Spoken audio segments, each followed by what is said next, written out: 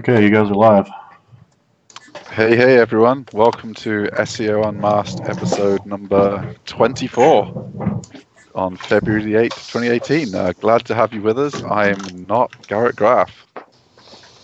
Who are you? Well, I'm not Vin Diletto either. So I guess I must be Steve Brownlee. And I am Jared Hobbs, back again for what, third or fourth time? Yeah, we're just gonna make you a kind of semi-regular. Yeah, whenever we can come up with a good enough excuse for Vin not to be here, you're gonna be on the show. No. I mean, Vin's very busy this week. Put it that way. So I guess we're not going to have the update on Garrett's case study today because I have no idea what's going on with his case study and he's not here. So we'll just quickly catch up on the 24 hours of SEO. Super cool. We've started to put the replays up. We've got Adam Steele from Loganix and Mike Blumenthal from Get 5 Stars. If you want heads up notice as soon as they go live, just subscribe to the channel here or register at 24hoursofseo.com. You get to watch all the replays. I think we had about, was it 21 people made it in the end? So we should have 21 really solid presentations, some really cool videos. Got to wait a little while to get Jared's though, but you get a little sneak preview of the action today. So have you been, Jared, up to much? Oh man, I did what I keep promising not to do, which is take on extra little jobs for other people. But it's the money, It's like, I can outsource a bunch of content. It's always a mistake. There's always, there's always surprises. So that's what I've been dealing with all week, and only getting increasingly more anxious as I don't touch my own projects. Yeah, there's only so many weeks you can leave them before you're like, I would have had like 40 links by now. Yeah, and I've got this bad habit of like, when I get an open loop in my mind, all I can do is focus on it. So all I did was focus on this client thing all week long instead of sprinkling some time on my own stuff. It's my own fault. OCD about it, I guess. It's all good. It's all good. Quicker it's done. That's the way I look at it. Quicker it's done. So have you seen anything interesting in the news other than the stuff we've got on the list? Any gossip from the forums around the internet? Man, honestly, no. I've got my RSS reader, and I must have 60 or 70 sites on there, and it's mostly all regurgitated nonsense. Yeah. I think we've been the biggest thing to happen this year. The 24 hours of SEO. There's been nothing else going on. I mean, you guys curate all the good news. I did see something. Go on. JP Morgan has. Oh man.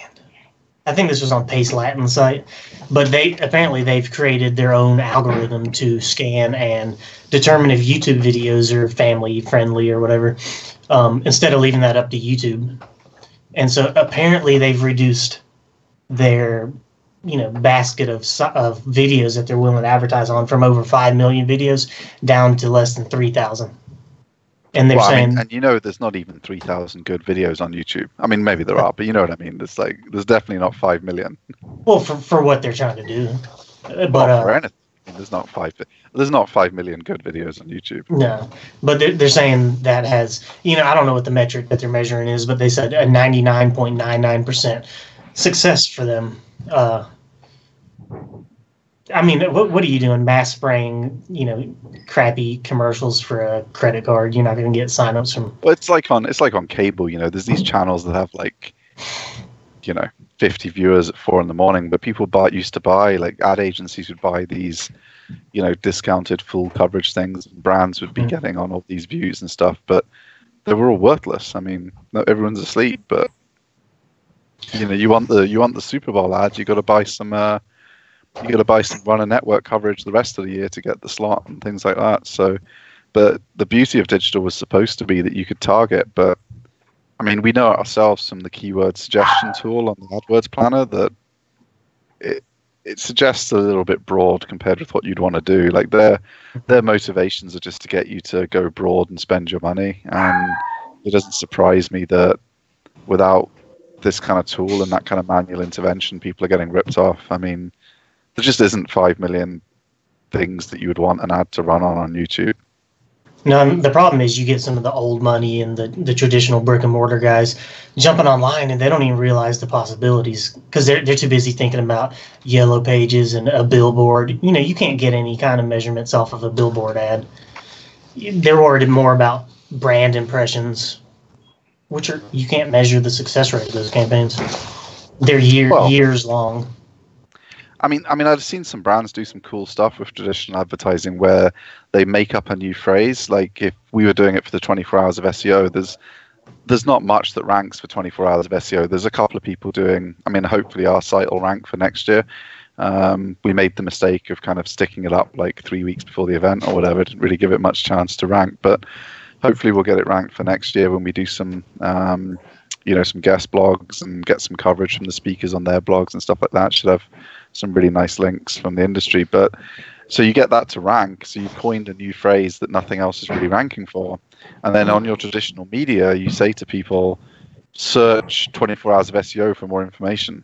And I've seen some brands do it. I forget they just make up, crazy things like search rah room for more information for a car ad or whatever. Because there was a car manufacturer had vroom as their tagline, wasn't there? And so and that obviously drives branded search as well, which is probably a signal. I think most people think it is. And if not, you're going to still have 100% click through to your search for that particular search because everyone who's typing in that ridiculous thing wants exactly your new made-up phrase. So I've seen some super cool stuff done with traditional advertising, blending it with search that way. And I think if you ran a national billboard campaign encouraging people to, especially in 3 to 5 years time when everyone's car is going to be connected, if it isn't driving for you, and then it really will be connected because you'll spend the whole time telling it to search for things like take me to so you'll be able to say on the billboards, tell your car to search blah blah blah, and you'll be able to monitor that. You'll know when they're near the billboard, you'll know where the car is. I think there's going to be a kind of renaissance of traditional advertising. I don't think people are going to invest as much as in some movies when it was all like technology that was just insane, because it's like you say, the ROI is not enormous, but I think just clever use of traditional media placements is going to be significantly enhanced by technology over the next few years. It's going to be pretty interesting, I think. Oh, and radio is really cheap at the minute. If you're a local business, it's insanely cheap. Nice. much cheaper than like Google pay-per-call and stuff like that. So dude, I was just thinking, I wonder if anybody's tried to put a giant QR code on a billboard, like on the interstate. I think they're really popular in like Asia and stuff. They're really huge QR codes. Like we kind of laugh at them because they haven't really taken off in America and the UK, but there's some countries where they're huge for advertising. Maybe not as huge as you're imagining though, but they've been successful in other places. So it's kind of interesting how those things kind of take off differently. Like I don't think Instagram got as big in the UK anywhere near as much as it did in the US, but Snapchat over here, like all the kids have it.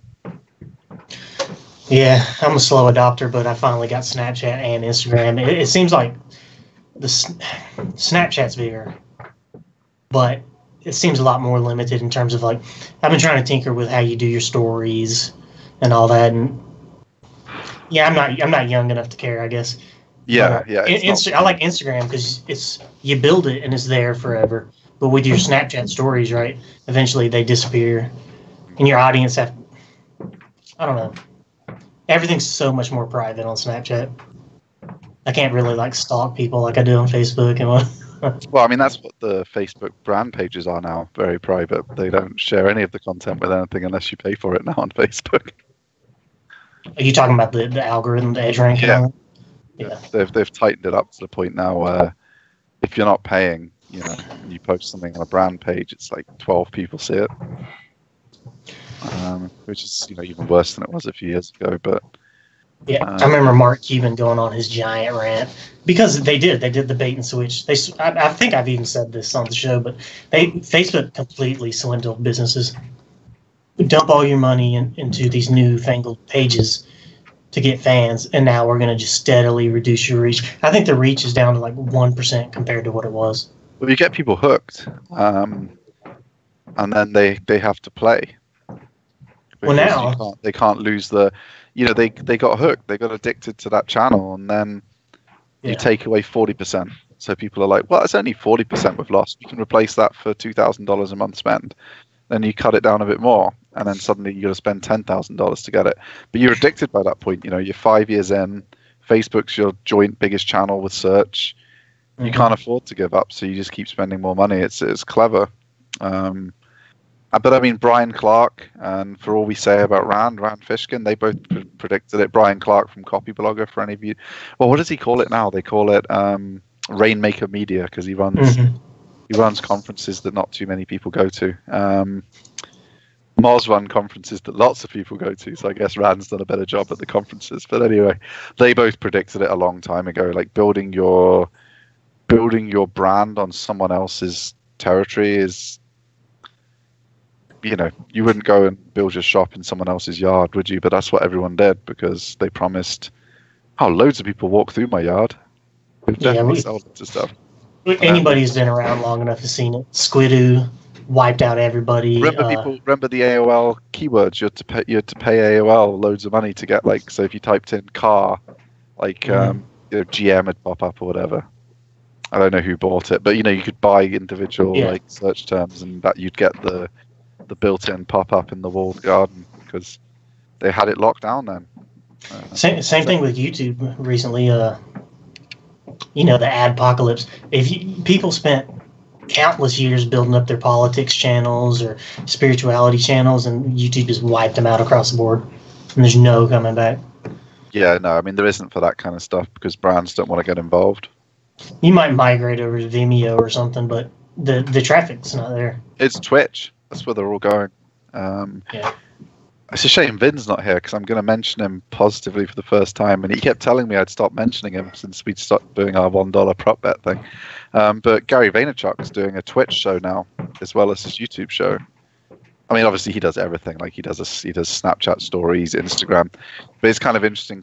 He's always been a YouTube video guy. Like his original Wine Library was YouTube, and he's always been on the platform. To see him starting to push doing it on Twitch, and because Facebook Live never even completely won him over. Stuff was always on YouTube mostly. The odd little experiment, he would do something on Instagram only or Snapchat only, but everything was on YouTube. So seeing him doing some Twitch only stuff and pushing it, I think, and seeing YouTube stars move there,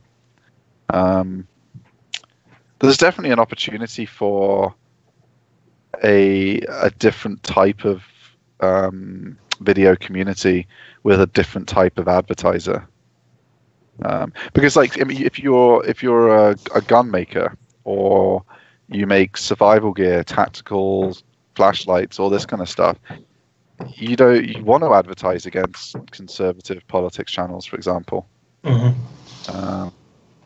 So if YouTube is going to demonetize those people, and you can't get your ads in front of those audiences on YouTube, there is an opportunity, because they're shooting themselves in the foot, because people didn't want YouTube to just blanket demonetize things. They just wanted their ads to show where they wanted.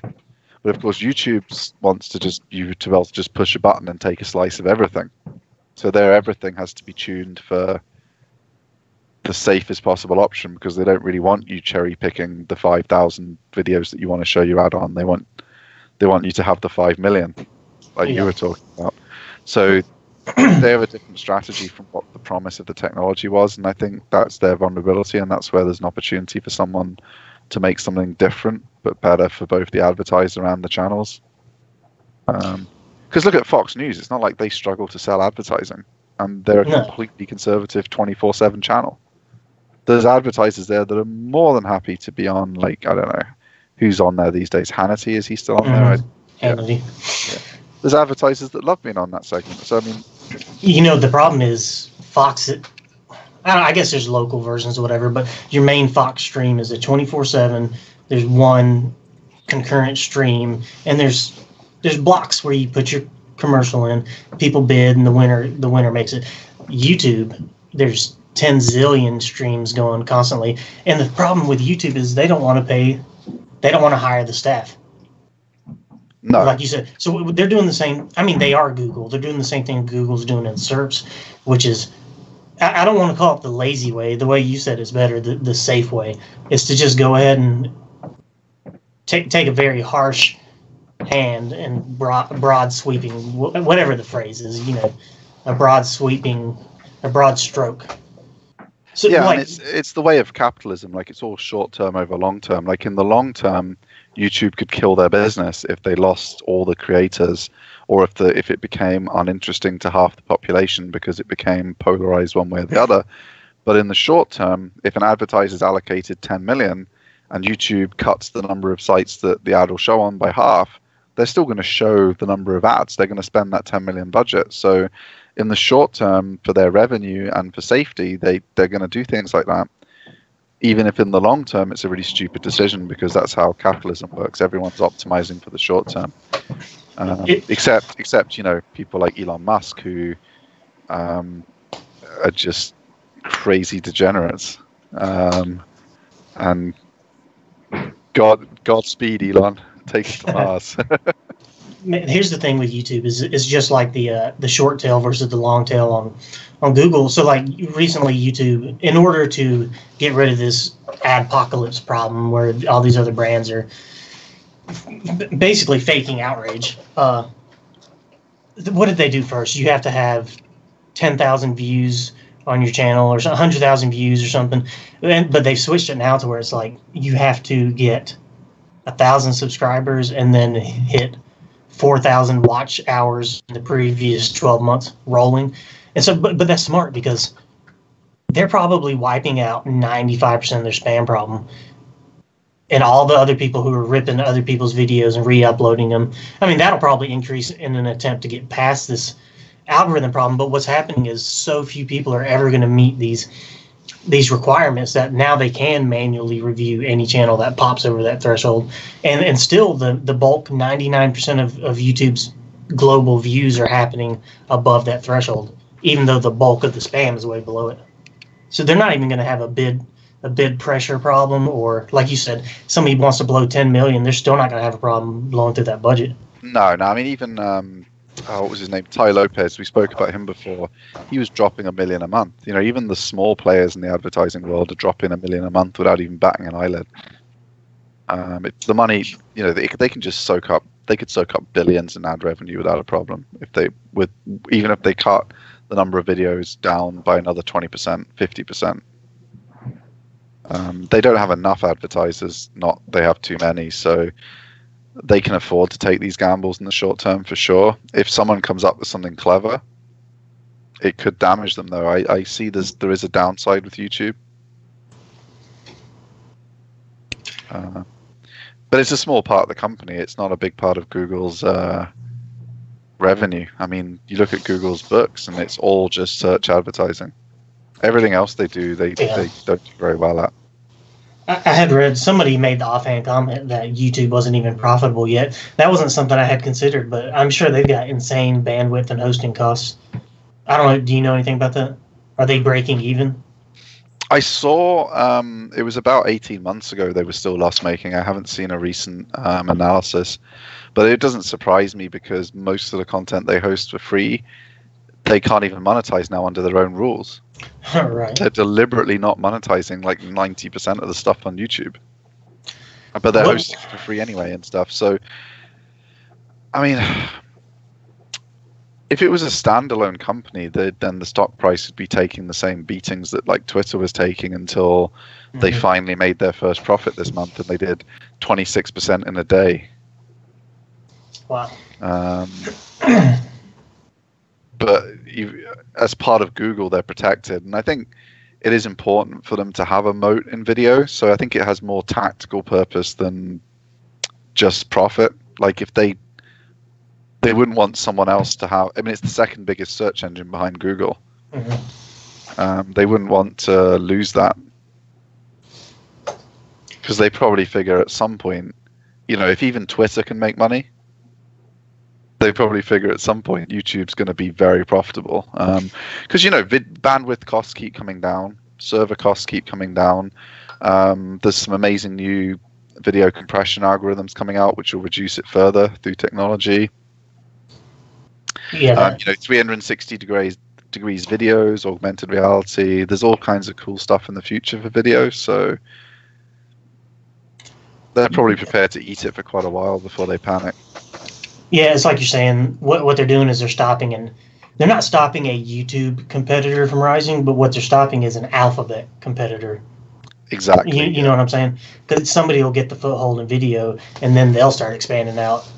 Yeah, because you don't want Amazon to start doing, say, because they do it with Kindle for the books. They have their like all-in-one package, and that supports some independent writers get paid on it and stuff. Not very much, but yeah, it's like YouTube Red.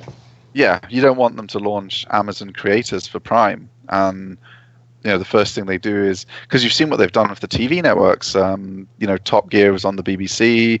They stupidly fired Clarkson, and then there's the Grand Tour now on Amazon Prime. It's one of their biggest shows, and they gave them like $20 million. The last thing you want is them to take PewDiePie for Amazon Prime and give him $20 million, and just start stealing all of the people that have all of your creators, and you're left with just the brands, because people might watch proper content on YouTube. Like, there's people that will go on there to catch some stuff from a news channel they like. They missed an interview. They want to watch a documentary. There's all kinds of big brand stuff that does get watched on YouTube, but it's not the most convenient way to do it. Like, everyone's got TiVo, everyone's got video on demand at home now on their telly. YouTube's not necessarily the most convenient way to do that, or the most optimal way for brands to distribute it. And if people aren't coming to YouTube to do other stuff too, and there's no fun stuff on there, there's no unique creators, it's just another TiVo box for brands to distribute stuff on, I think it loses a big part of its competitive advantage. So they have to be careful not to let an Amazon or someone else who has the server muscle to host this kind of thing to mess around with them. Yeah. I think that somebody can still gain a foothold. I'm not necessarily saying they're going to compete, but they can carve their own wealth out of this niche by going more granular. Like, somebody could throw together a strictly news and politics commentary video streaming site, and if they can get the adoption, it's like Twitch. Twitch started out as video gaming. I guess it still is. Yeah, and Discord. I mean, people rate Discord as being better than like Google Hangouts, better than Slack, but it came from the gaming space. So it's quite a clever way to get into a market, because you've got a big captive audience that want the best at what they do, and then it lets you, if everyone has Discord installed on their computer, it's really easy for you to say, well, why don't you use this for your conference calls? Man, I've used Discord once, and all I had to do was type in a guest name on the browser, and bam, I was in one of these chat rooms. I mean, it was simple, way easier than Skype or whatever else, Slack. Yeah, I was trying to get some help with Vue.js, and your community are a bunch of assholes, by the way, guys. Compared to like the Django community or the SEO community that we rag on all the time, like, Jesus, these people were. If that's what the JavaScript community is like, I'm glad I'm not a full-time JavaScript dev. I mean, Jesus. I mean, I've never used Webpack before. I'm just trying to figure out how to get a really simple setup done, and the obnoxious comments I got back were just like, dude, imagine asking that question on Stack Exchange. It's the exact same crew. You know what I mean? Why don't you use the search function? If you can't get past the barrier of installing the node package or whatever, then you don't belong here. Blah blah blah. Yeah, so they can all suck it. Yeah, that's the way I feel. I mean, who cares? I think they forget, though, there's people who do something different. Like, if someone comes into a search community and they're a web developer and they have a really simple SEO question, that they just need the answer to. Like, I'm having trouble structuring my site. I don't know where I should put the blog. Should I put it on the subdomain or you don't mind answering that question because you know it's not their freaking job. Like, I'm a back-end coder, very little JavaScript experience, had a really simple thing to do. All I needed was 5 seconds of help from someone who's like, oh yeah, that configuration file is a bit of a pain, but change this to this. You know what I've never understood is forum communities who hate discussion. Like, people are constantly like, why didn't you search this? We've had 5 threads on this before. You know what I'm saying? It's like, do you want this forum to die, or do you want to have discussion? Yeah, if it becomes a book, you don't get many people coming back every day to read the same thing they already read. It's like you're self-archiving your forum. You're not trying to be, like you said, Stack Exchange, where things get answered once and then you move on to another question. You're trying to build a community, and people who miss the thread the first time, you're going to get totally different answers. You're going to get better answers sometimes. Mm-hmm. And I totally get it. Like, if it comes up too soon, the mods merge the threads and the conversation continues on one thread instead of 2. But someone spoke about this 2 years ago isn't a good enough reason for me to not bring it up again. I mean, it's like, come on. It's damned if you do, damned if you don't. Because if you bring it up again, that's what you're guilty of. If you bump the old thread, you're guilty of bumping the old thread. Oh yeah, I love bumping old threads. That amuses me. I used to do that in the poker world all the time. Like, just find some really weird old thread and just post like some really long, serious comment. And then everyone just keeps rebumping it. You get like 9. This is an old thread, bro. Yeah. And then you get some noobs arguing about it, and then eventually the mods lock it. Oh, dude, there's a whole industry of people who've mastered the art of, like, that's called sliding threads. You know what I mean? Trying to hide a thread on the front so you bump a bunch of old ones, or you polarize conversations so people keep bumping it. There's whole industries of people in various countries paid to just shill forums and hide. Reddit is one of the hugest ones. They get that happens on there nonstop. They've I was actually interesting. I saw some discussion on Hacker News. They're talking about how the problem that Reddit has with the fake upvote rings and like commercial stuff didn't used to make the front page on Hacker News very often at all. Now you see people being able to game Hacker News and get stuff on the front of the Y Combinator board all the time. There's just them pitching their nonsense new thing that they've made, and that kind of stuff didn't happen as much before. But gaming stuff's easy. Yeah, if it's an algorithm, it can be gamed. And that may be Hacker News, but Reddit condones it. They sell that off to different companies. I'm guarantee it. I mean, we know that they made a pact with the old Correct the Record and all that, the Hillary DNC group that was taking all that donor money just to shill the internet. Yeah. Some of that's been leaked. They sold the Our Politics subreddit. That's, Well, politics is always polarized, but this last couple of years has been pretty fun. I don't even mean to bring up politics so much as just... No, it's just been fun to watch because it's exhibited itself in the way like online communities have behaved, and you can see some of the manipulation much more clearly when it's so aggressive and there's so much money behind it. It's rare you have an industry where as much money gets spent in such a short time as politics. I mean, what did they spend? $1 billion each or something? I mean, the weird thing with politics is like Silicon Valley. I don't know if these people think they're immune or their worldview's so warped that they really think everybody thinks just like them. When it's a down the middle split. But so they're real happy to hop on board with the. I don't even want to really call it censorship so much as just a very extreme bias. But they're happy to. Everything's for sale. They're willing to take money in exchange for allowing their site to be manipulated. Twitter was doing it, Reddit was doing it, Facebook was doing it. I think they think they're exempt from the rules of society because they're the disruptors. They're changing society to their will.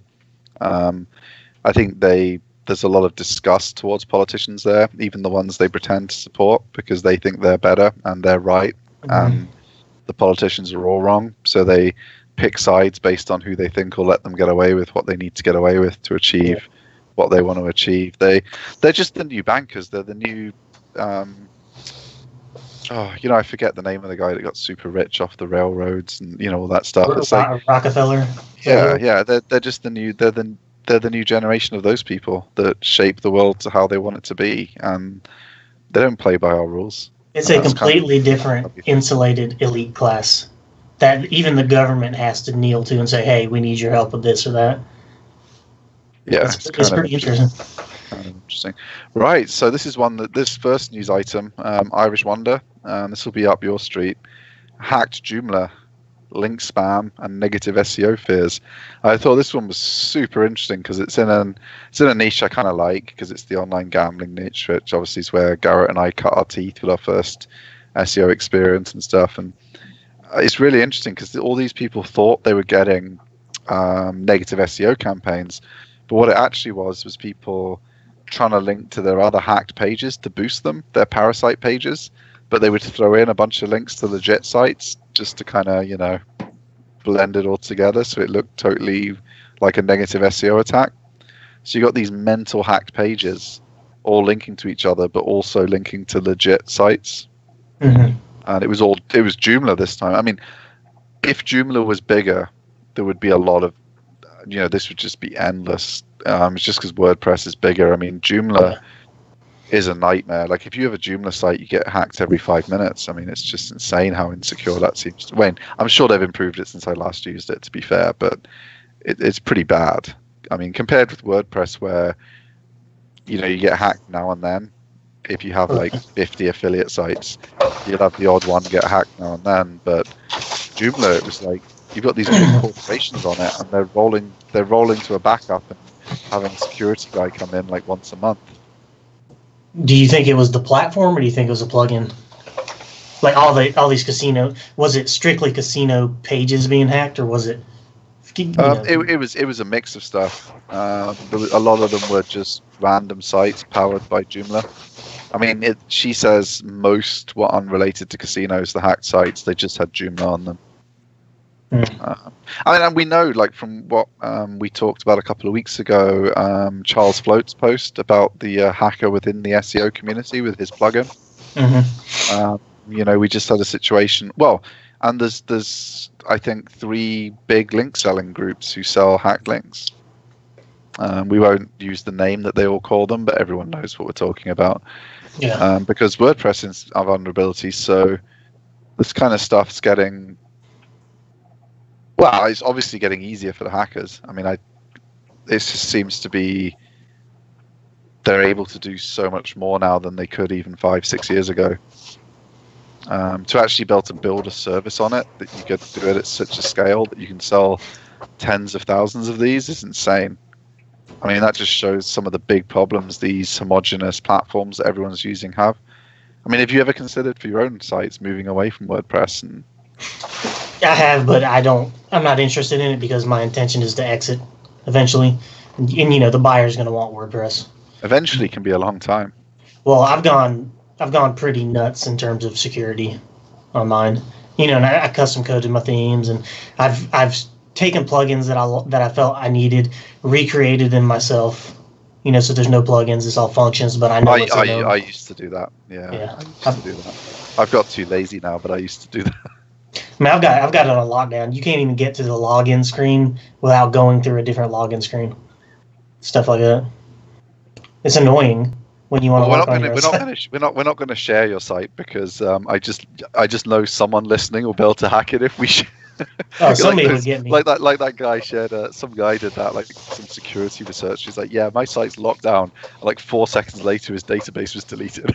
Oh yeah. I'm not that cocky. So I'm not going to challenge these guys. They're all insane. They can just about do anything they want to anything.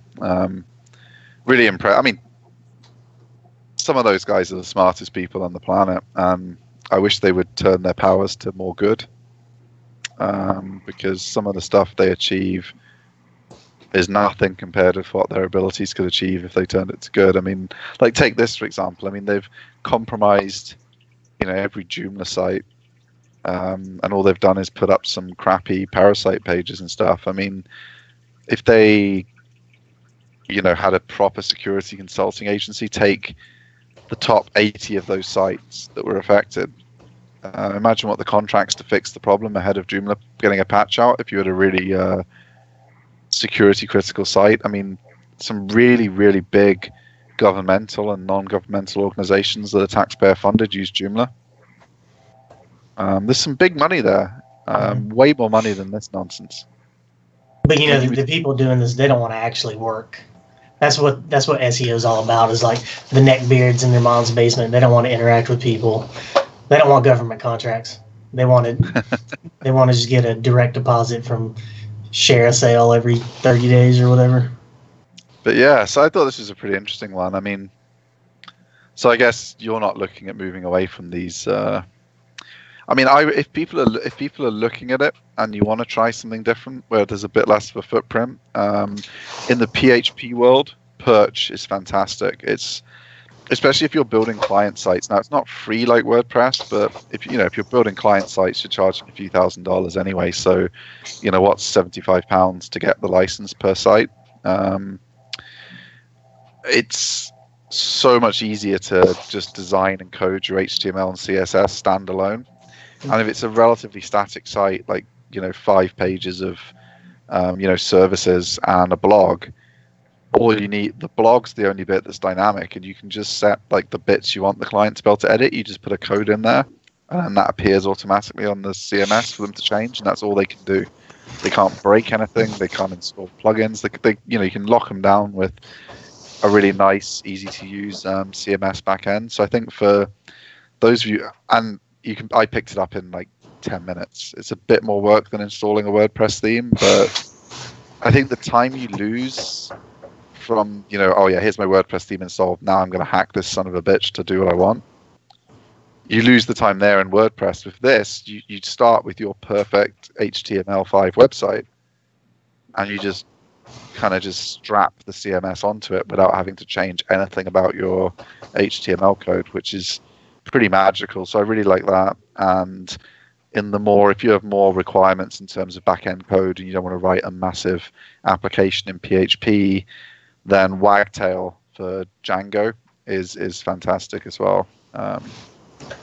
Or just Django if you really want to have a really custom CMS. But Wagtail takes so much of the pain in the ass stuff. It is mostly a content site. You probably want to start there rather than just code it from scratch in Django. If you do, like if you have a blog, why code one yourself when Wagtail's already got it done for you and stuff. So they're two I would investigate if you want to get away from your WordPresses and your Joomlas, but you want to stay with a coded CMS.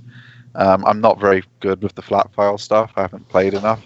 You got any recommendations there that you've tried? No, I know there's a few that are out there. Maybe Ghost is one. I can't remember all the names, but that's what I was about to say was, your first move would be to get rid of the database and go flat file. But the problem is you're suggesting that to people who are using a CMS in the first place because they don't know how to do all these things. So they're still going to be the ones grabbing all the different plugins and creating more vulnerabilities. When really, so like when I go flat file, I straight up pull up a text editor and I go, completely flat file.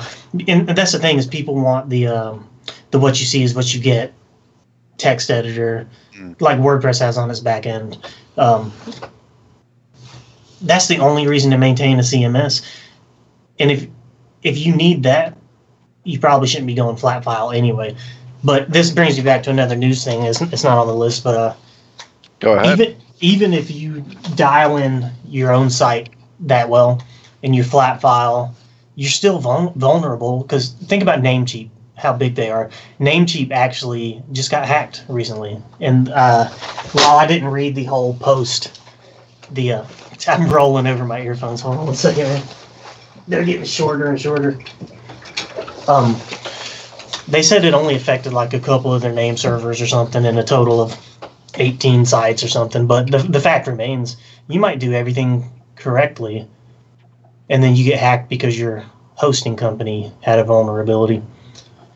So I think the real solution is you need to be taking rolling backups, and you need to be monitoring your backups frequently enough that you don't overwrite all of them with something corrupt. Yeah. As well, there's no such thing as passive security. I don't like the idea of compiling your site the way you do with the flat file stuff. It gets really complicated if you have multiple contributors and stuff like that. I think CMSs do solve a problem. Like if you think Django, it's a huge web development framework now for back-end development, but it was made by a publishing house. It was made by a newspaper. We've actually got a question. I missed it earlier in the chat. How do you guys see blockchain technology changing video sharing? And we did talk about the kind of blockchain social thing. I can't remember what was it called now. Steam it. Steam it. That's it. Yeah, we talked about that on a show a few episodes ago. And some guy had he'd made $1,500 for this crazy post about how he was a spy. It was like he thought he'd watched a few too many episodes of Burn Notice and kind of just wrote it up. And that was. So, I mean, I think there's going to be easy money on blockchain because people have it's easy come, easy go, and they didn't really make it. It's like when during the first tech boom, there was a site called ePinions, and you could make literally hundreds of dollars if you wrote a funny review of a restaurant you went to. And my brother was fantastic at it. Like he would do it for places he'd never visited. He'd just check out the other reviews, come up with a funnier angle on them all, and write his own crazy story about the time he was there and get hundreds of dollars. When there's easy money coming, like they do an ICO and they're like, right, we're going to pay people who make videos on our platform 400 of our coins, and we're just going to keep printing coins until we make money. Mm-hmm. It was the same in the first stock boom, like people were getting paid in like the Simpsons episode where they're like, can I pay you in stock? And it's just like a toilet roll in the wall and they're just pulling the stock off. There you go. There's going to be some easy money in social platforms that pay you in virtual currencies and crypto. Well, virtual currencies is a fair description, I think. But the same thing's going to happen, that at some point real businesses will come out, and the real businesses will be as depressing as YouTube for creatives. So there's some short-term. That's my take anyway. What do you think, Jared? Man, I have no clue what to say in regards to. He's talking specifically about video sharing. So I mean, what is he saying? Like you're saying, e-opinions, you get some money for each upvote on your review. Well, yeah. I mean, like a blockchain version of YouTube, where there's been an ICO, they're trying to monetize it differently. I mean, no, I don't see any of it working because I think what we're seeing is eventually you rise up to the problem of the blockchain is too big and nobody knows how to solve that right now. How many companies that did adopt Bitcoin are now unadopting it because the transaction times are getting up to from 10 minutes up to 2 or 3 days, and the volatility of Bitcoin is making the transaction impossible because you might sell something for $2,000 and by the time the transaction is done, you only got paid $500. And I don't see. Yeah, I mean, Stripe dropped it recently, which is really big negative news for Bitcoin. I mean, I'm still betting on cryptocurrency in the long term. I mean, I've got stock in, not much, but a little bit in one of the exchanges.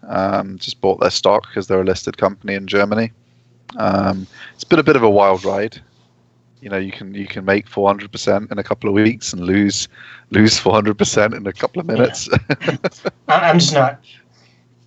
I'm not interested in it because almost everybody else who is driving it based on speculation.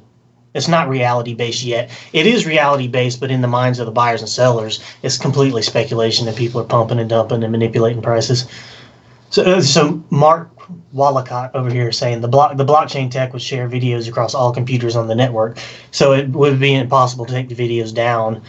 But there again is the same problem. Are you expecting every computer in the network to have terabytes upon terabytes and petabytes of storage space? And what's going to happen with the bandwidth when you're trying to dump? Everybody has to be connected to a nice T1 pipe or whatever they're called. Bandwidth problems too.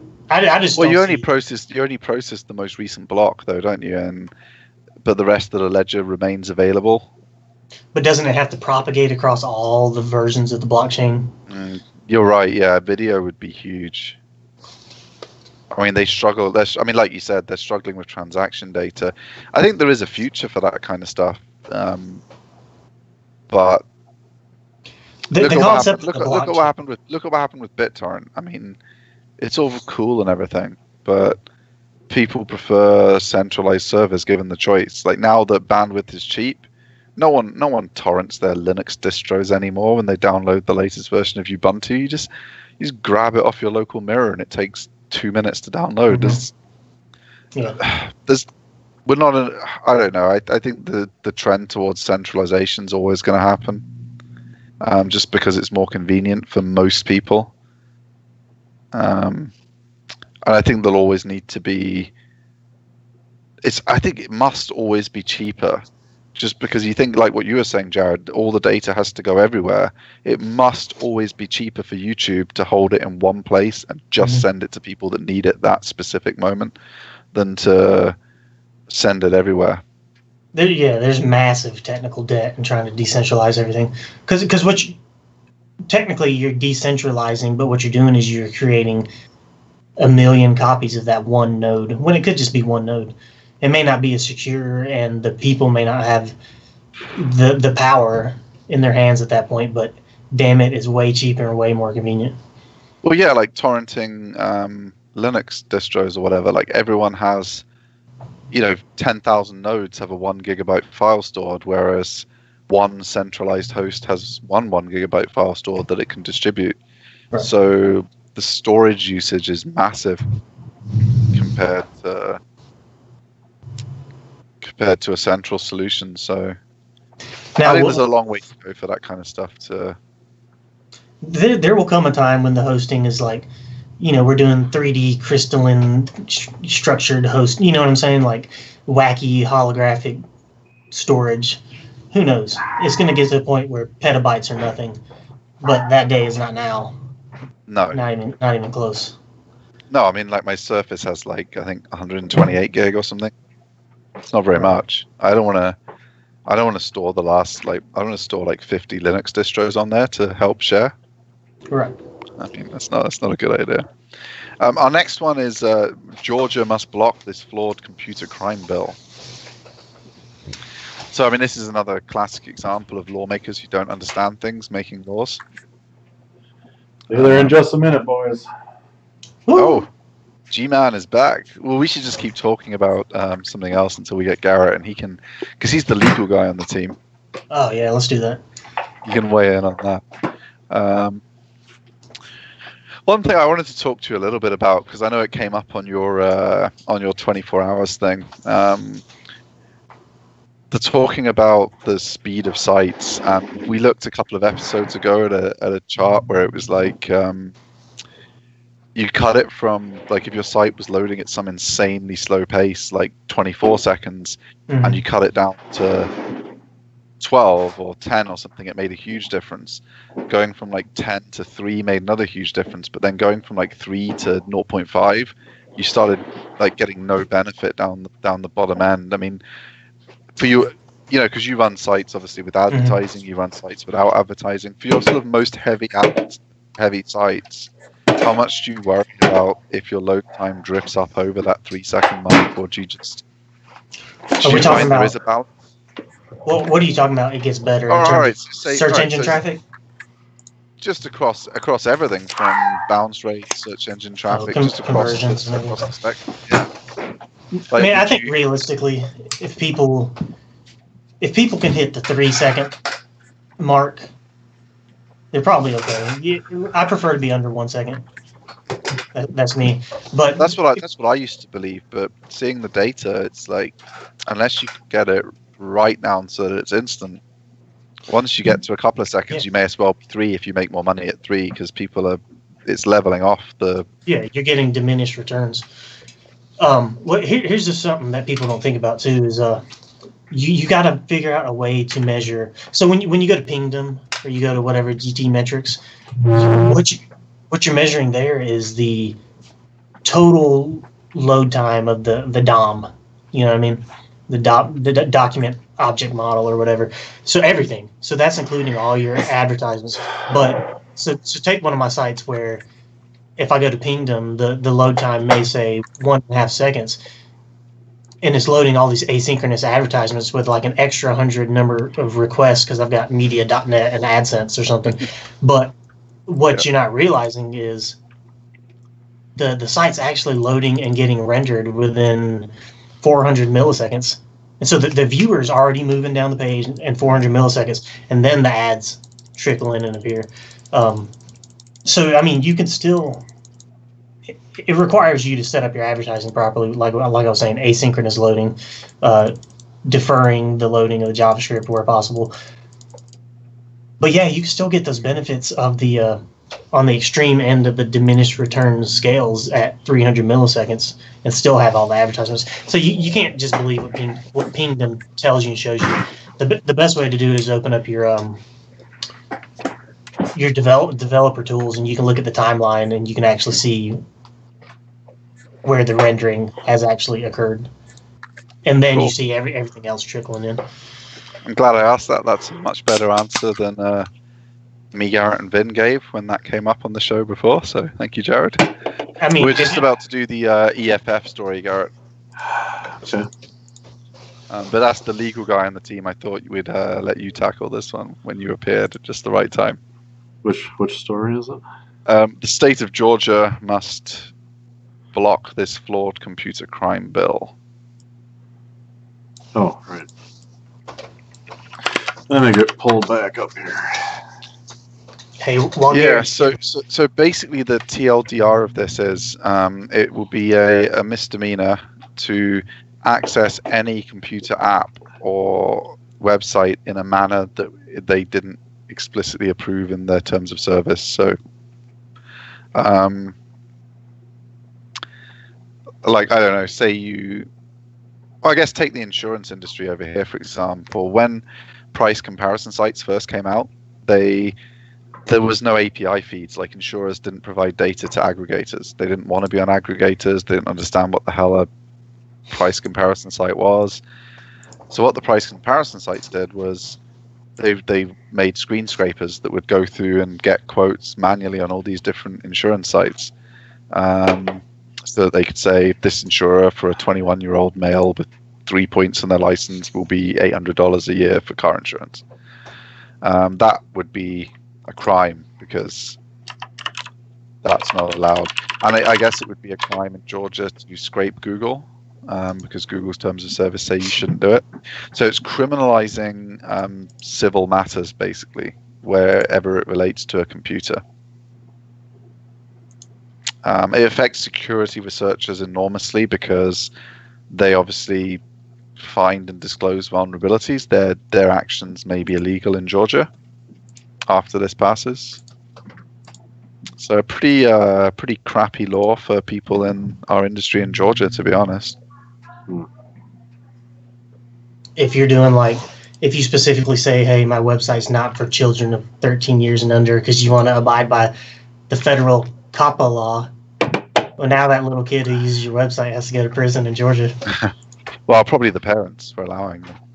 Nah, the kids, man. The kid as well, yeah. But all of them, just throw them all in jail. There's not enough. I always say there's not enough people in jail. You know, I mean, you guys hardly put anyone in jail over there. I mean, have you guys been watching Mark talk too?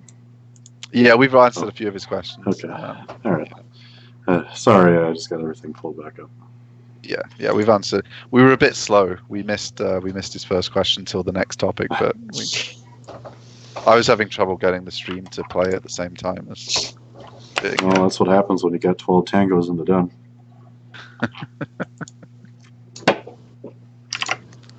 Now let's see if those links work or not. Oops. Stop. Anyways, what's next here? Unbounce. You just want to keep talking? Well, I'm not doing all of the news. I'll talk. You guys have to help do the news. Okay, let me get it pulled up here. Anything can work. I mean, I'll tell you what this was. Basically, Unbounce did, well, Ollie specifically, but Unbounce did 30 days of content marketing. So they just basically did a post every working day for a month to see what impact it would have. and obviously they, were hoping it would be really good for them. I mean, I saw a lot of it. There was a lot of social action around it and stuff. So without having read the posts, I assumed they did quite well from it, because you see Ollie now and then sharing something or talking, or something's going on, or he's involved in a project. But in between stuff, when he's doing something or speaking at a conference, you don't see an awful lot. And during this period, there was an awful lot of more coverage. So that was my take going into it. I don't know if you guys what you guys would have expected to happen before you read this article. I have to reread it quickly. Yeah, it was pretty long, man. Did they properly promote each article, or did they just hope that their current fan base would push it out? That's a good question. Well, they didn't have time, I guess, to promote it like you would if you were Brian Dean. Like, he does a post every 5 months and promotes it until his next one goes live. So obviously you'd expect a Backlinko guide to always do better than anything on this project, because but like I say, there was a lot of social going on, so I guess they gave it as much of a kick as they had time. But yeah, I think it would be ridiculous to say they promoted it well. Well, what was their conclusions? Did they decide it was the blitz? I'm not doing all of these. You guys can read some of this. So I just got to an interesting point. So apparently he does a lot of blog posts that he uses to part of his funnel to convert people into starting a free trial with him for something. And he said it was only converting at 0.3%. And he's kind of like upset about it, and he's like, I gotta look at the data. And to me, that just sounds like there's so many questions left unanswered about this whole post. Like, how hard were you actually promoting this? And then if your blog's only converting at 0.3%, what was your sales copy? Did you even have a call to action? Like, how you must have some really targeted and detailed funnel. Was your funnel really fucked up? And you got like a ton of weird audience members that weren't part of it or something? I don't know.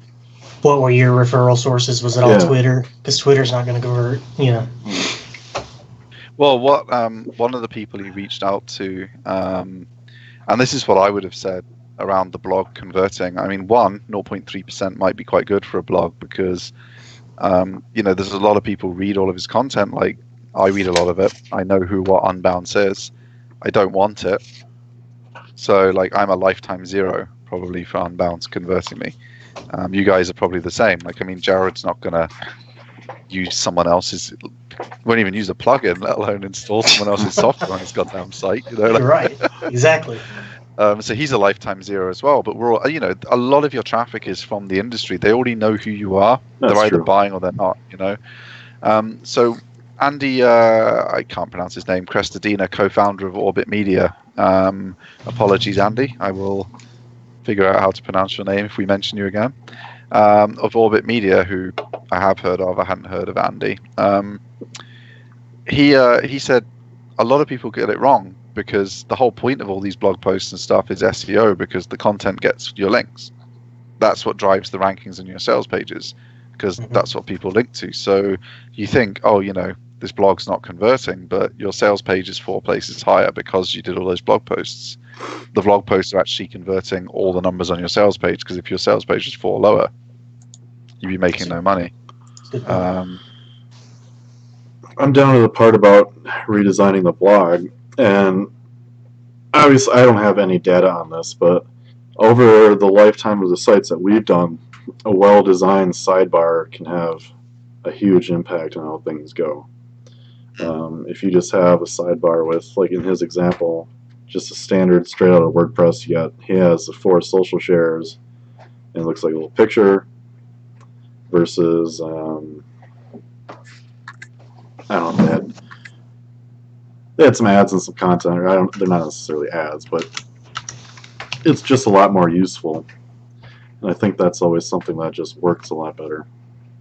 I don't know if that makes sense. But. Yeah, well, it does, because Matthew Woodward, who is on the slightly grayer part of the SEO world scale, should we say? But he did a redesign which massively increased the conversion on his blog.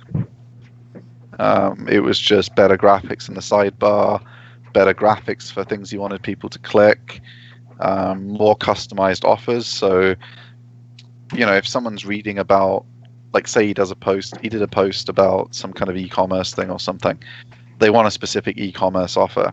Like, they don't want just, oh, here's your Unbounce free trial. No one's converting to that. But if it's like, get my 47 lessons from e-commerce users of Unbounce PDF, and you get the email there, you're going to get more people grab that than anything else you can try and do on that page. And that's what Matthew Woodward was doing. And some of them had 350+% uplifts in opt-ins for his mailing list, which obviously as an affiliate marketer is where he makes, a good chunk of it. I obviously agree that using a sidebar appropriately is good.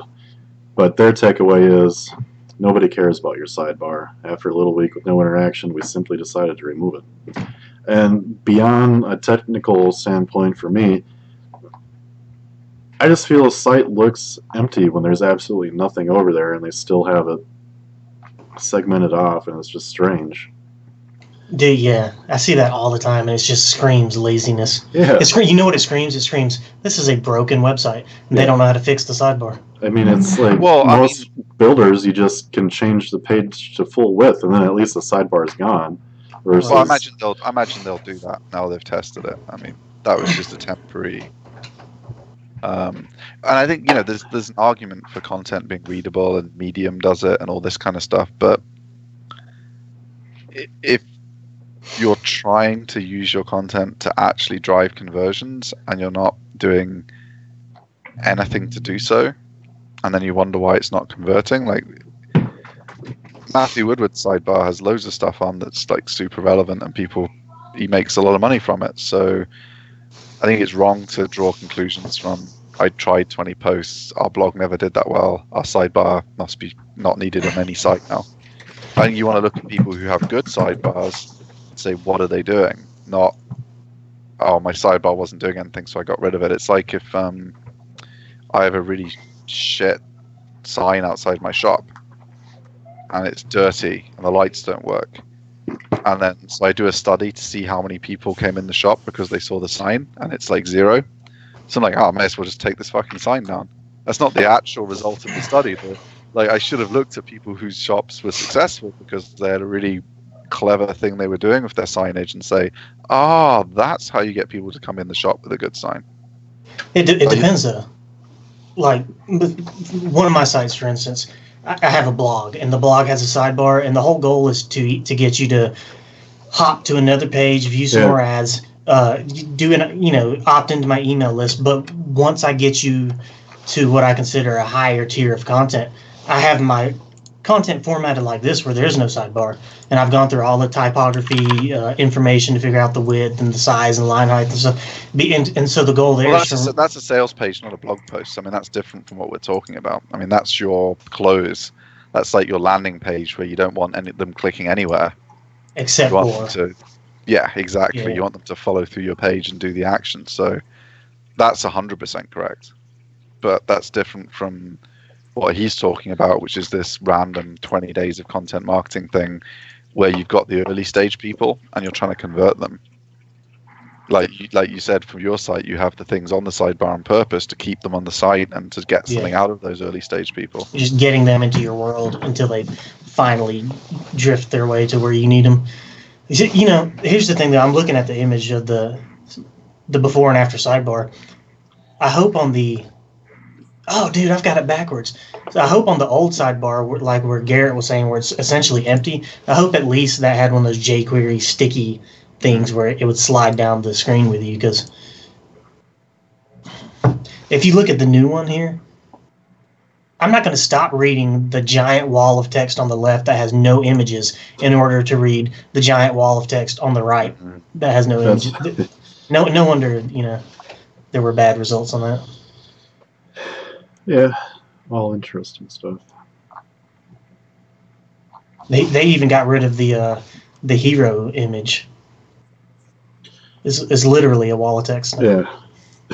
I mean, my take on this is that it definitely raised brand awareness. I saw them more than before, and I think it'll definitely help him in SEO. So I think they'll be glad they did this in 6 months' time. I was just reading. Apparently, they had a huge decline in traffic. And when they looked at it, they realized, they had a fuck ton of posts and stuff, but a lot of them were like 5 years old, and they were SEO topics that they're trying to educate about. And obviously, over those 5 years, things had changed, and they had never updated the articles. So they had other competitors, obviously, come out pumping out fresh guides or whatever they were that were way more detailed and stuff. And I guess that's where they saw their loss in traffic. The bar continues to get raised. Yeah. It does for these SaaS tools, because I mean, I know Garrett and I went through and cancelled a bunch of stuff, and things are cool when you have a first play with them, and then you're like, oh, I don't need this thing, and you just cancel it. Like, I think you can easily be spending $15,000, $25,000, $30,000 a year without even noticing on a bunch of different tools you barely use. All of these things are priced too high. They either have to find a way to deliver what they do cheaper, or there's going to be a really tough period for SaaS products, I think. Yeah. This thing where it's under $100, so everything's just $97, and you just sign up to it without thinking, oh, it's only $97 and I kind of need this. But then at the end of the year, it's cost you $1,500, well, $1,200, and then a few years later you've spent $5,000, and you think, how many hours of dev time would it take for us to get something similar? And generally, these are items that you would have paid a one-time fee for, but just because the creators hopped on the SaaS model, because it's cash money. But still, some of the stuff doesn't even justify cash money, Jared. Well, it is interesting, because look at how many tools or pieces of software a decade ago would have cost $300.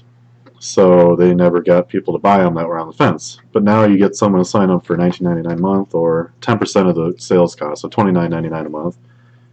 Then that person's like, fuck it.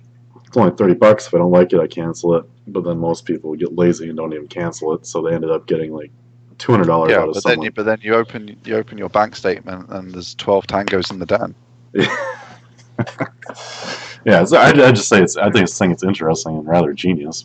As much as I'd obviously rather go back as a consumer to just spending the $300 up front, and it's probably good software, and they're going to update it for 5 years and whatever. But well, here's my take on the cost. Like, so Office for home, Microsoft, whatever it's called, 365.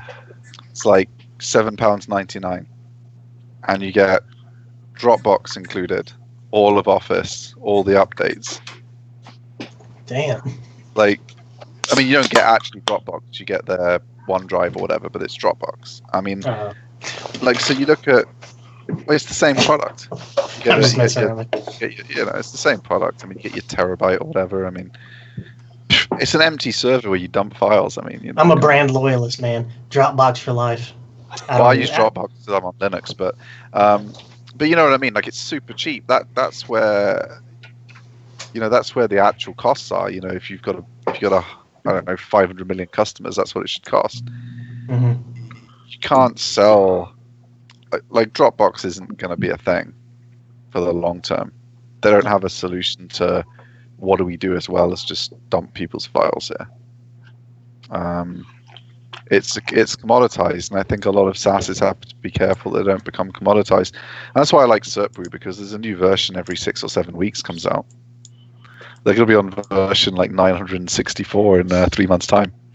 It changes all the time. Whereas you get even if it doesn't, you feel like you're getting value because there's always new features. Like, the new Keyword Explorer's out. This is out. This is. Mm-hmm. If they stay the same because you just do one thing, how we store your files, you can't be paying $97 a month for that ever. I mean, it's stupid. No, what they need to do is integrate with software like Discord and Skype. Because if you notice, Skype, they continue to fluctuate on this, but I know right now they limit you sending any file that's over 300 megabytes. That makes sense for them. But Dropbox could charge them a fee to integrate in and eat that bandwidth for them and store the temporary files. So, I mean, there are things that they could be doing that they should pursue. Then again, who knows how much data they're selling on the back end, too.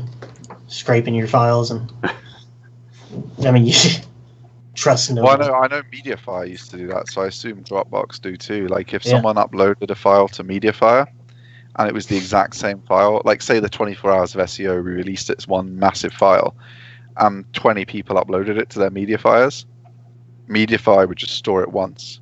Mm-hmm. Well, you just think about things like Gmail. They're scanning your emails to show you ads. Not anymore. They stopped bothering because it wasn't worth it. My point was there's a ton of things that Dropbox may already be doing, and there's a lot of things that they should be doing that they're not doing. Leaving money on the table. But I was thinking about this, arguing about this with my brother. With companies like Netflix and them, like they just paid $50 million to get that new Cloverfield movie, and then they spent another ungodly amount of money to show a commercial during the Super Bowl, and that's not going to net them any new subscribers. So the question was, are they simply just trying to maintain? And I don't think that's the case. I think their goal is to broaden their influence to other countries and continue this model. Yeah. Capture they want original content. They want to become the next network in every market they're in, because they're effectively a network TV channel now. They make their own shows. Yeah. They show reruns. They show films and reruns. They have occasional premieres where they get the film first before the networks. They're just another network TV channel but they distribute on the internet instead of over the air or via cable. But they're just the next network TV channel, and that's their model, is to just continue to grow their subscriber base and be the next network TV channel. But they can't continue to exist on basically like a drop shipper. You can't continue to just exist by taking somebody else's packages and then sending them elsewhere. Well, they make their own content just like a network. They're a network now. That's my point. Is they are in a race against time to not only produce as much original content, but to purchase it from other people, because even Walmart has its own streaming service now. HBO's got all their stuff exclusive to themselves, and that's what's going to happen. Disney's trying to buy up Fox. By the way, I read that Comcast might outbid them. But my point is, like, everybody's trying to consolidate and recapture all of their own original content because they all want to have their own streaming service, because that's a ridiculous but look how flow. bad some of these purchases go. I mean, look at Time Warner. They're like the merger machine where they merge of things and everything becomes worth less.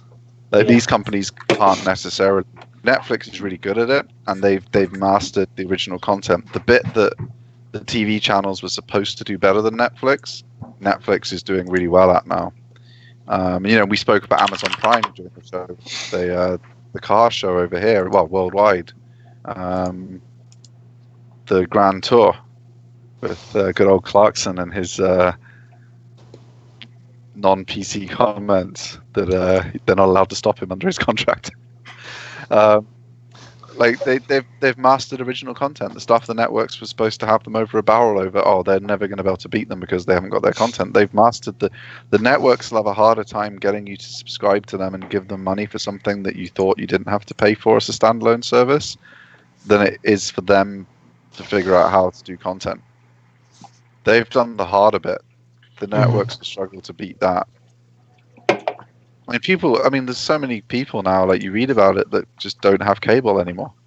That's me. I haven't had cable in like 2 decades. Yeah, so how are they going to win you back? I haven't had a TV in that long. I'm just strictly computers and laptops. How are they going to win you back? They're not going to. Yeah. I haven't owned a TV personally. We have one here, but it was Megan's, but I don't fucking watch it. We don't have cable. We just pay the $10 a month to get like normal Channel 4, like CBS, NBC, like the broadcast channels, and the only reason we pay the $10 is we live in the middle of nowhere and we can't even get antenna reception. But I don't foresee myself ever having cable again, or The only reason I'd ever buy another TV is because the kids and Megan want one. But It's good. It's good for sports, though. I mean, yeah, that's true. I like sports telly. You were saying Time Warner will acquire companies and merge them in, and then they just get destroyed. There's a lot of companies where that's the point: buy them and kill them.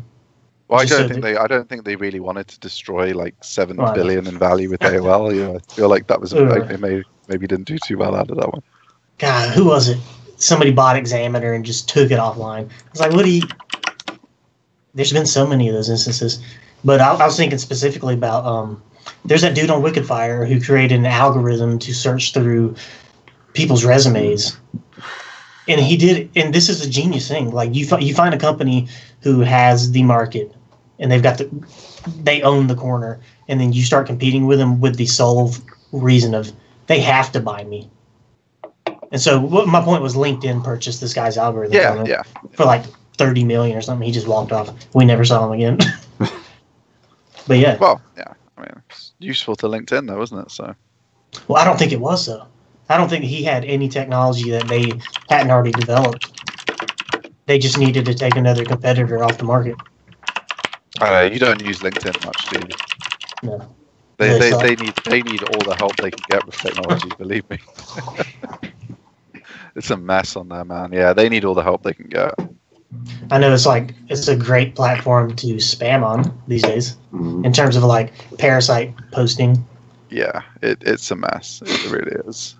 But I haven't got any LinkedIn jokes recently. I need to find some other weird thing. I see a lot of people are all of a sudden on Facebook incorporating like how you do the LinkedIn posts, where you do like a sentence, line break, sentence, and all that shit. Does that actually work on Facebook? Because I don't think it does, and I think it's definitely more annoying to read stuff. But I don't apparently for mobile engagement, it makes a huge difference. So I guess is it just an engagement thing?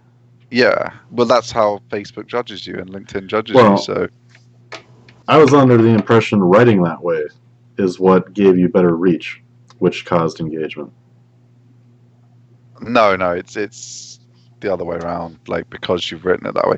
I mean, on LinkedIn specifically, it works because you only get to see the first two lines, and that's then what happens on Facebook now too. Yeah, so that causes an engagement, which then causes you to be seen more. I always give them whenever I see a sponsored post or anyone in the groups talking like that, I call them out. It's like, fucking asshole. Am I the only one out of 1,000 people that know what you're doing? Then it gets deleted. So they have to click to read more or whatever the case is. Yeah, and that's an engagement, so you get more reach then. It works massively on LinkedIn. All they got to do is devalue that. Like I read something, for instance, Facebook's trying to change their EdgeRank algorithm again to devalue clicks and hover time and just watch time on videos, and they're trying to again boost reactions and shares and likes. Which is obvious, but yeah, LinkedIn has devalued likes. So comments and reading it are currently more powerful than likes. Like if you get a whole bunch of likes it just doesn't do anything. A couple of comments and you get thousands of extra people. Like literally thousands from a couple of comments. You get like 50 likes and nothing happens. You get 5 comments, you blow up. It's insane. So they're always tweaking it, but whatever they change, people mess with it. Like LinkedIn devalued likes, so people stopped posting really good stuff, and they were like, well, engagement works now, so we're going to post this annoying shit to make people engage. And if they devalue that, then it will be comments that's left, so people will be doing anything to get comments. That's the nature of an algorithm, is there's always a vulnerability. So what they need to do is create 3 or 4 perfect versions of their algorithm where one thing is exploitable, and as soon as everybody catches on, they just switch to the other and just keep moving that target back and forth. You should just switch at random. Yeah. Like you don't know when you make your LinkedIn post which one it's going to be judged by. That's it. Random. So, but you know what you have is people. Wait, Paul Shapiro. What? Sorry. Was this one yours? The Search Engine Roundtable, Paul Shapiro. Yeah. Did we miss the video factors or not? Oh. Yeah, we missed it. Which one am I supposed to read? It's that Twitter link, but it goes to Brigsby.com. The one about the 12 tangos in the den. Well, I already got the word of the day. And I already beat you to it. Hey, Garrett won, man. well, Garrett always wins. I thought we all had to do it.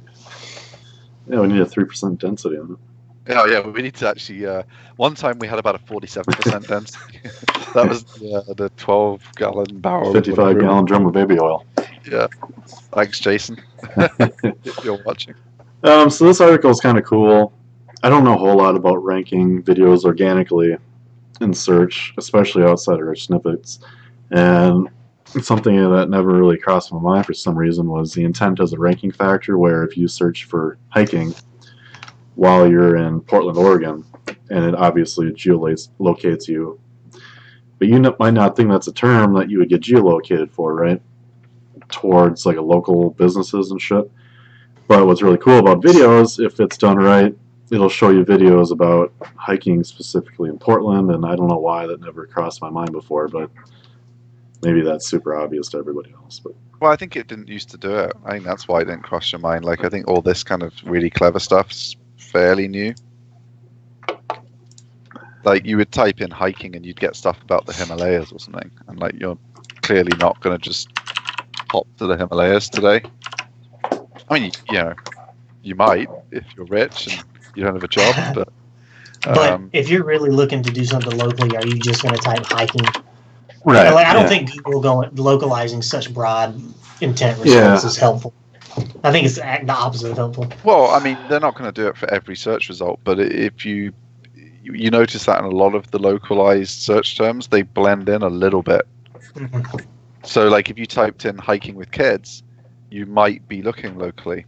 So they might, for that one, they might mix in 6 out of the 10 results might be local. If you just typed in hiking, like you say, that one might be less likely that the best results are local, so they might only mix in 3 local results. It seems like they're always playing with stuff like that to get the best mix. Only they can answer exactly how much, but you do see more of it than we used to, and more interesting queries. And I think it is useful. Because if you type in hiking with kids and you're looking locally, you don't want to be told to go to the Himalayas. You're like, I'm not putting my 3-year-old on a plane for that long, or whatever. What happens though, like if you search up ingrown toenail and you want to know all about ingrown toenails, but suddenly you're getting 6 of your front page results are local foot doctors. That's frustrating. Fucked up. That'd be fucked up. I bet that happens though. Yeah, well, it does to me. I've seen it. That's why I'm bitching about it. Not with ingrown toenails, but that was just an example. Oh, okay. Yeah. Well, I get the ultimate result. I get the National Health Service. So for you guys in America, we have this thing where it's free for us to, if we have ingrown toenails, we don't have like 50 local doctors to choose from. We get to go along for free. Hey, look, our total tax bill is less than you guys probably pay on health insurance for your families. So you're like, in inverted commas, free. Under no circumstances will it ever be more expensive for us over here than what you guys pay. Dude, it's been pretty corrupt over here for a while, the healthcare industry and insurance. Oh, yeah. So if you have a game where you can make more money giving people tests that cost more money than whatever you do to them in the end. I mean, we spoke about it when the real Batman was on. I know Jared's intro said he's the character formerly known as Batman. When we had the real Batman on and we were talking about the drug treatment industry, I mean, they're doing things like, drug and alcohol tests on people that are in treatment. That's more profitable than the treatment, because every time they take the guy along to get tested again, another $5,000 gets charged to the insurance company. And they know they're not going to get it at all, but the insurance company will get like a 40% discount and think they got a deal. And like the same tests, if they're carried out on the NHS charges the government £17.99 or something. Mm-hmm. Like, Scarrett and I looked some up. Like, we looked at what insurers were being charged in America and what the NHS charges the taxpayer here. It was like an order of magnitude out. Like, it was $700 instead of 20 quid. Because it's like 5 minutes of a nurse's time and 1 minute of an analyst's time on this computer screen at the lab. So you're paying... there's no cost to that test. Yeah. There's classic examples like the $50 Advil pill that you get over here, when you can get 2,000 of them at Walmart for $10. Yep. It's like when you take your car to the registered dealer, and it's like, oh yeah, you need some new spark plugs. They're $350 each. I suppose. And labor's $200 an hour. And you're like, well, I don't know. I feel like the local garage would do this a little bit cheaper for me. Well, you need this air filter too. Yeah. Oh, you always need an oil change and an air filter every time you go in, even if you just pull up in the car park. They just come over and do the change. And, you owe us $4,000. Yeah. Then they just key your car and they're like, and you need a new paint job. Oh, sir, you didn't opt to get the paint insurance when you bought this car. Yeah. It's a shame something's happened to it on the way out. I've been changing my own oil for years now because I went to like a Jiffy Lube or something, man, and one of the workers, the pneumatic wrenches. Well, they strip out your plug? Well, yeah, they didn't put it in reverse and just stripped out the plug, ruined the pan and everything. Then they came and got me out of the little waiting room and said, it seems like whoever last did your oil just completely. And I'm like, dude, well then how the hell did the how did I make it here in like the last 3 months? I was just fine, but definitely the last guy. And there was nothing I could do about it. That's why you do your SEO audits up front, people. Like, you can't blame the last guy if it's 6 months into the campaign. You got to do that audit up front and let them know what the shit's gone on. Can't blame the last guy when it's too late. So the lessons for this video is code your own plugins, change your own oil, and do your own healthcare. I don't think it would be a good idea for me to change my own oil. It's not that hard. No, that's not. You underestimate my ability to break things. Most things I've attempted. Maybe you should get a job at Jiffy Lube. Yeah. I'd be the employee of the month. Well done, Steve. While you've been working here, we've got customers opt in to get $1,700,000 worth of extra repairs that they don't normally buy. It's like, why have you ordered 15 hammers? I find the hammer is my most important tool when changing the oil. Wouldn't go well. Anyways, so yeah, Paul Shapiro was featured on the SEO Roundtable as the search community honors you, and I think it's something that Barry puts on every week, and I wanted to mention it because Paul took an hour of his time to be on the 24 hours of SEO and talk some really cool technical SEO stuff and automating stuff that I need to watch it again because a lot of good stuff to pick up. Yeah, I got some really good notes. Like I went back over my notes, and literally a third of my notes for the whole 24 hours were during Paul's segments. So. Yeah, a lot of cool stuff. Especially for especially enterprise guys that are doing SEO at a huge fucking scale, and like, there's so much you can do that would save them so much time and money. And even stuff he is giving examples of small site stuff you can do and save yourself half an hour a day, which adds up to over a month. Well, we're big believers in that. I mean, we automate so much, but then watching that presentation, it was like loads of stuff we gave up on is actually just we were using the wrong tool, and then he's using a really simple tool that makes it possible. So I'm really excited about that one going live, so we can all watch again. Excuse me. I think it's easy to give up on something if you're using the wrong tool to start with, and then it's like, oh Jesus, that's how you do it. And that's what I love about the SEO community. There's so many super smart people that share so much. Unlike you guys at Vue.js, go fuck yourselves. Just to get them in again. Everyone says the SEO industry we're all a bunch of shysters, but God, compared with you JavaScript fucks. So what is, to honor Paul, what is his gig? Like, what is he known for? I know his name, but I'm just not real familiar with it. Search Wilderness. He's an independent SEO. He runs Search Wilderness. Oh, nice.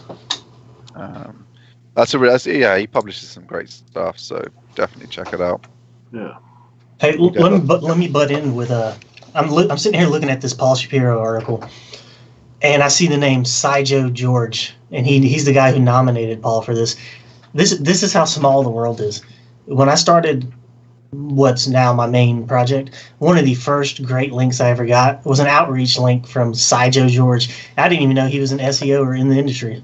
Really? I don't want to reveal what it was because it'll all lead back to me. But wow, he's taking that link down right now. Yeah, he's watching. Fuck this No, George. man. guy. Sijo, the search community honors you, bro. Don't take my link, bro. Well, you have to nominate him now. Like, and listen, Barry. I mean, I've nominated myself 964. No, I'm joking. Man. No one knows who I am. Why isn't Sassy Steve on there yet? Damn it. Hey, he added Steve I on LinkedIn. guarantee you Sassy Steve would get on it, but real Steve, no fucking chance. I'm too boring. Although, I guess, how long are we away? Like, we're 2 months away from the return of the Waller Bomb and Sassy Steve do Brighton SEO. Oh, that's right. Live from the Remember, Hilton. it's a 1 a.m. start time when we're at Brighton SEO. We can't make it back from the Brighton SEO party on time. Who is Wallabomb? Is that Garrett? Just one of our. He's the guy in the chat. Oh, nice. Yeah. Sunny career, I think, at the minute, isn't he? Sunny Korea. He said it was like 0 degrees. Yeah, I think it snows this time of year. Well, it's the Winter Olympics. I would hope so. Well, they have mountains. They usually have the Winter Olympics in mountains. Like you. It's Sassy Garrett. You know how mountains work, right? You know, places have snow in the mountain and then not in the valley. Yeah. Sometimes. All right, whatever you fucking say. Like during the Winter Olympics, when it's in Europe, most of Europe will not be having snow, but the mountainous area where they choose to have the Winter Olympics probably will be. It's not all like Minneapolis. I know you think it's all like Minnesota, where it's just as long 6 as you're on the months of same year, latitude or whatever. 6 months of the year, you just have like minus 20. Some places have more variety. Other weather systems are available.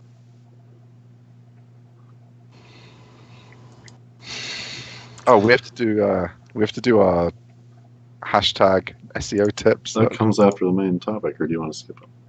Oh, that's next. Oh, no, it's next. It's next. Let me log into Twitter for my once a week appearance.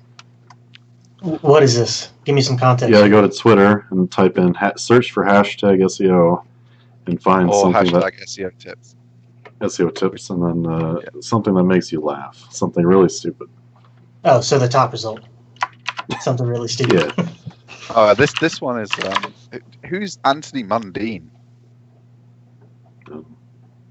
Never heard of him. Anthony Mundine speaks anti-gay views after quitting reality show. Hashtag SEO tips. Hashtag marketing. I don't even understand what that's got to do with anything. All right. Sounds like something you wouldn't want to talk about. That's a protection type thing, but all right. Well, just quit a show and make some anti-gay comments just to make sure you definitely get another show booked really soon. Why is their search different? Well, I guess that makes sense. I was gonna say, why is their search different from? Why can you search a term and then also search the exact same term in a hashtag? I worked that out in my head while I was asking questions. I don't know. It's a good thing this isn't a social media show, because we're all pretty, as Jared just revealed, we're all pretty noobish at social media. This isn't live, right? We can cut that out. Links management. No sex law proposed for Australian MPs. Hashtag SEO tips. Hashtag marketing. I think someone's broken their, like, they've set these up on like Buffer or something, and they've got the wrong campaign running with the wrong hashtags. Probably. Like, this is their like politics. This should be like hashtag politics. Hashtag I don't know, whatever, and they're tweeting it out on the wrong hashtags, I think. Here's one for you. Should website developers and WordPress implementers learn SEO? Yes, needed for success. No, SEO consultant's job. And here's my answer. No, let's protect our industry. Well, here's my answer. They don't learn SEO, but then they just claim they do. Mm. And then so many. And then so you many get the web shittiest theme on possible. that site. Like, I actually You- went to a meeting with a guy who said, "Oh no, I don't need any SEO. My web developer already took care of it." And I was like, "Well, where are you on Google?" And he's like, "Nowhere." Yeah. I'm like, Why well, does why does your theme have 3 H1s per I page? love when someone just has like H1 on like um, random things, like their contact us form has like H1 contact us. Their sidebars are a bunch of H3s going down. Yeah, they haven't got any other H1s on the page. They just have H1 contact us, and like their main titles in H3. And so, what were you thinking when you did this? And as you know, it's just because the guy had like styled the H3 that way, and he was like, "Oh yeah, this box needs an H3, so let's put that there." I got a good one. Bella Gilbert at Bella Gilbert 13. Link building for hashtag SEO, the hashtag definitive guide for 2018. Hashtag search engine optimization, hashtag digital marketing, hashtag content marketing, hashtag internet marketing, hashtag SEO tips, hashtag growth hacking. Okay, hashtag marketing, hashtag social media, no. Hashtag make your own lane, sure. Hashtag DeathStar5, don't fucking know. Hashtag MPG VIP, don't know. Hashtag online marketing. Hashtag email marketing. Hashtag SMM. What's that one? Social media marketing. Okay. I'm gonna have a look on that hashtag Google Analytics. And it's not really a guide, it's just a picture that says, well, the answer is a simple yet straight yes. How many links per month? What kind of links do follow or no follow? What link power and trust? Which linking keywords? What link risk? What the hell's a nor follow, man? Well, there's actually a new type of link. You have to get the person to put in. It's not do follow. It's yes follow. And then like neither nor follows. If there's a double negative in there, Mm-hmm. do no yes no follow. If it's really confusing, then Google gives it extra weight. Wow. I'm gonna start putting really stupid. I found another person that's like if someone pitches us, I'm gonna put in like a no. I'm gonna put it like in the. I'm gonna put a no, then space no follow, and every time they ask to get the no follow taken down, I put no. I put a no in front of it. I've said to Google it's a no follow. Because I read this article about do follow, and it said that we shouldn't say do follow because it's the wrong thing. So I put no follow now, so that Google knows. And just see how many emails I can get back from some dude trying to get me to remove a no follow from. So silly. Oh man, there are some people that just like hashtags. Yeah, I didn't know you could use as many hashtags. Kathy Jones. And the social media one is nowhere near as bad. So we're back on SEO again. Hashtag SEO marketing, hashtag SEO services, hashtag SEO problems, hashtag SEO. We're trying to capture everyone's searching for like a million. Well, what people used to do is hashtags used to be like people would have.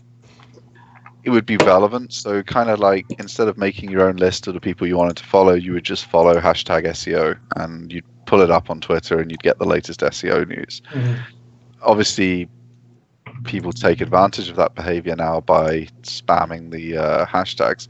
So, like during, for example, the cruise sex scandal, you could just write a generic article, and we tested this kind of newsjacking on hashtags. We wrote just some random article about how Twitter's censorship was the real story, not the actual scandal itself. Hashtag cruise sex scandal, hashtag whatever, just to see if we could leak traffic. And you can leak quite a bit of traffic off trending hashtags, but this kind of just spamming generic hashtags, like no one looks at hashtag SEO now except for us. We're the only people in the whole world that look at that hashtag specifically because it's all junk now. I was about to say, like, do you think that... Okay, why am I even going to pretend that they're doing anything intelligent? But what I was going to say was maybe they suspect that they're going to increase the amount of spidering on their site by Google. But then you look at how many links are on this crap, and they'll never make it to your link. They'll just get trapped in a web of hashtags. You know what's funny about these two posts that I just read? They have all those hashtags, and like you'd think they'd be linking to some sort of guide that they're trying to promote. It's nothing. It's just a picture. Each one of these is just a picture. Yeah. So yeah, just absolutely, they have to me. They must be fake or just botted up or. If you look at something just more normal, like if you just look at hashtag business, it's what you would expect. It's like someone's random like LinkedIn feed. It's just motivational quotes and links to business news stories, and the occasional spammer. I think some of these SEO ones are a bit more mental because the SEO industry is a little bit more like if someone thinks they can get 10 extra clicks by doing this, they're just going to do it like crazy, aren't they? They're going to schedule 957 tweets a week with all those hashtags in the same tweet and do another one next week if it gets